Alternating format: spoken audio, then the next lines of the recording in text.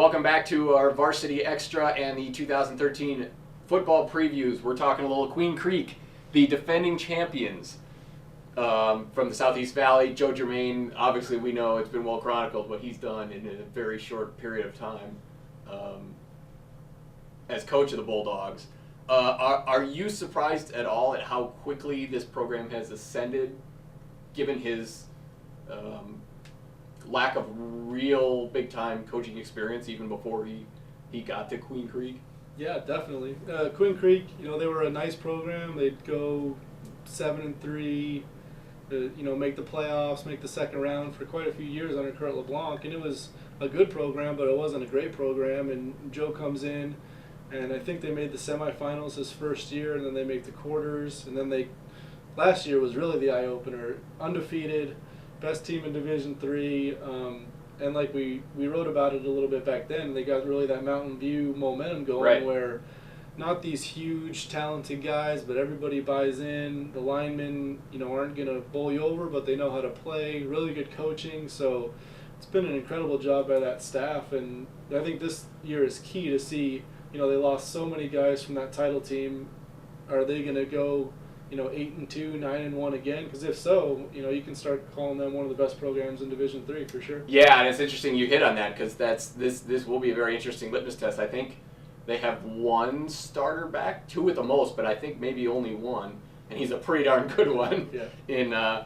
In our reigning Player of the Year, running back Matt Guida. But most everyone else is fairly inexperienced. Is this, and obviously the schedule changes with the new division and section alignments, and they've got the likes of Saguaro and Williamsfield and teams like that again on the schedule. Is 8-2, 9-1? Is that realistic? Is that fair? I'd say realistic. I have them at 7-3 this year. Could they go 8-2, 9-1? Sure, because they have Matt Guida, and the question is, was that a special class, or is it this coaching where they've taught these guys? Because now they've had these guys at the lower levels, and they've kind of drummed into them what they want them to do, how they want them to play, and they don't have a horrible schedule. They've got some tough teams. Highlands on there, yep. Sholo, Saguaro, Williamsfield. So those are their four big ones. They have Post and Butte. I think Highland can beat them. I think Saguaro will be favored, and Sholo and Williamsfield will be tough games. So I have them at 7-3, but 8-2, yeah, definitely. Yeah, I mean, I've got them going 8-2. I think that Sholo game, I kind of leaning toward Sholo in that one. I think that's just a really interesting game, regardless.